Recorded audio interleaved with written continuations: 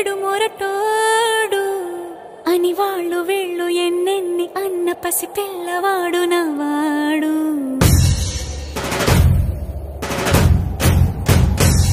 విడు ముండోడు అని ఊరు వాడ అనుకున్న గాని మహారాజు నాకు నవాడు.